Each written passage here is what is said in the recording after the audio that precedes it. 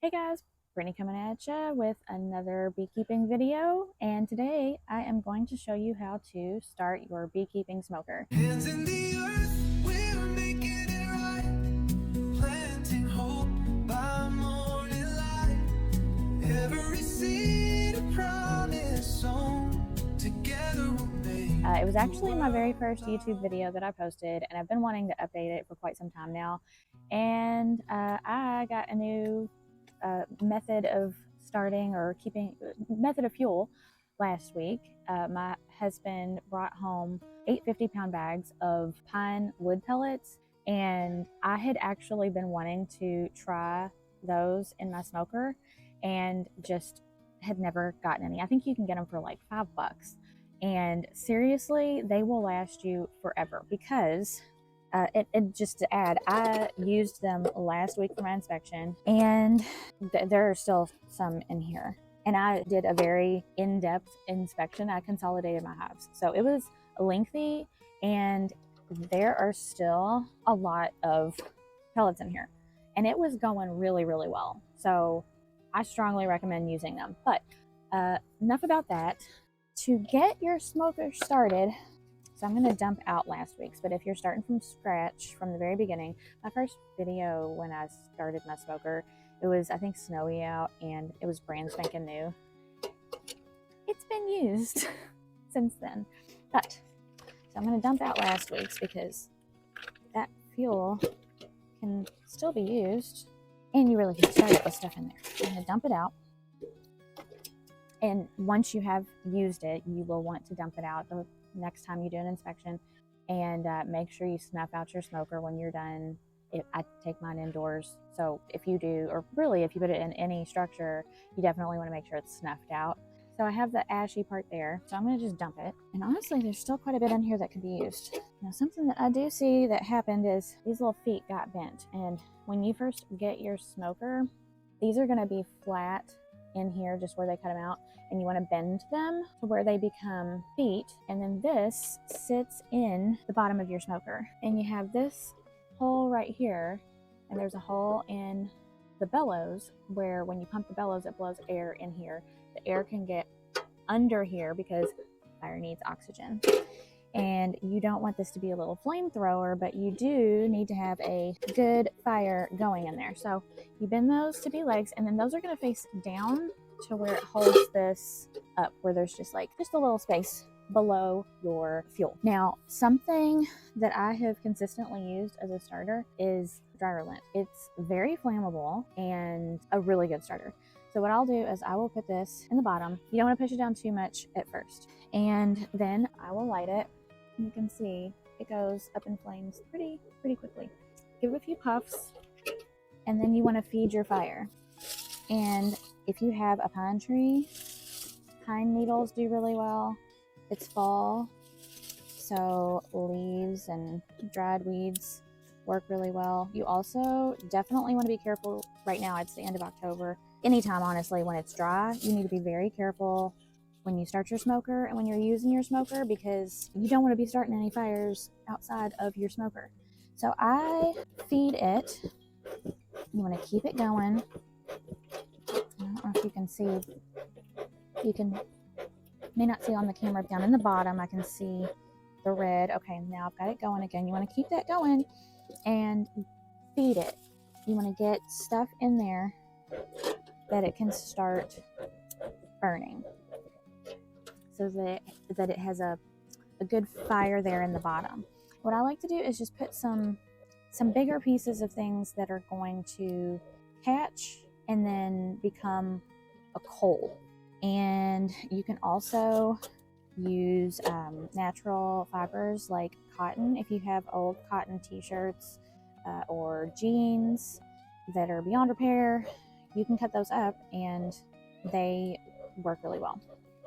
So you just want to keep pumping the bellows, get some oxygen in there so that it can get that really hot and burning, so it has a nice foundation for your fire. So you want to keep it going. We'll get some more smaller dry stuff in there that'll catch. Leaves do really well, just to keep it going, something that's going to burn quick, but then you also want something that's going to burn slow. And you don't want to rush the process. Trust me, I know, because I've rushed starting my smoker in the past and then had to attend to it in the middle of an inspection. That's not ideal.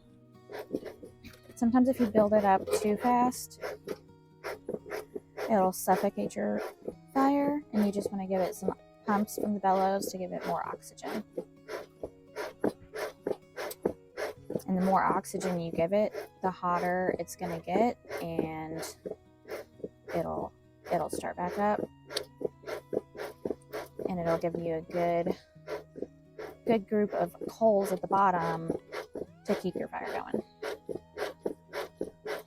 There we go. There we go. And so now I'm going to start feeding it some of our pine pellets, and I just keep some in a container in my basket of smoker starting stuff. But like I said, there's still some good pieces from last week, so I'm going to kind of just get those out and put them in there. And if you just start a little at a time, that's best, because if you just throw it all on there all at once, then you're going to suffocate your fire. But you get them in there where they can start heating up.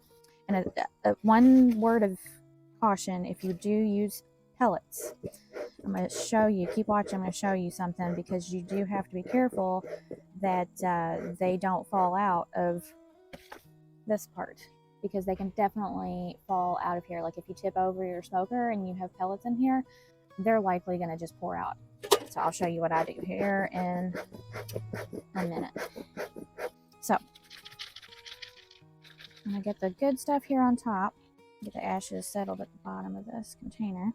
But you could just start with fresh if you wanted to. But I don't like to waste stuff, so yeah, I'm getting out the good stuff, putting it back in here. But seriously, a 50-pound bag of these pine pellets, like I said, they're like $5, and they're gonna last you for quite some time. I would say definitely at least 1 year, one beekeeping season. All right, so I feel like I've gotten most of the usable part out of there, so I'm gonna get a little bit of fresh. I'll put in there. Also, side note, if you have chickens, this looks a lot like their feed. Don't leave it where they can get it, because I can't imagine this is good for them to eat.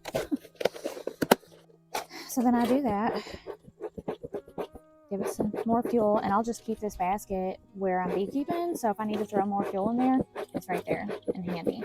So now what I do is I will take some, and this one's already been charred from last week, but I'll take some old t-shirt or old jeans and wad it up and put it in here, and this will burn if it gets up to it, and it'll smoke nicely.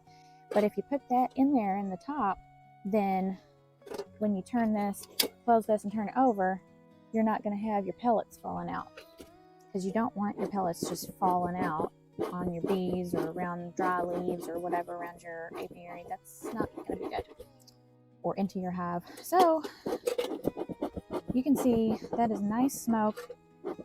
I didn't have to tend to my smoker a single time last week. Like I said, they were really, I was in the yard for a while. I puffed my smoker occasionally to keep it going, but honestly, there were times I wasn't puffing it and it was still doing really well. So an important thing with your smoker is to make sure you keep puffing the bellows. That'll keep feeding your fire inside to give it oxygen and keep it going. If you don't use it, it is going to die out on you. However, again, these pine pellets do an amazing job of keeping going for a long time. They smell nice, and yeah, they're great. They're cheap, and I would definitely recommend them as fuel for your beekeeping smoker. And I hope that you now know how to start your beekeeping smoker. And then something that I use is just a stick, or you can get a cork, or just something that will fit snugly in this hole, and I just stick it in there when I'm done, and it'll snuff out the fire so it doesn't just burn through all the fuel. So if you found this video useful, don't forget to like and subscribe, and check out my website, Brittany's Botanical Bling, where I blog and sell some handmade items. And I will catch you in the next one, guys.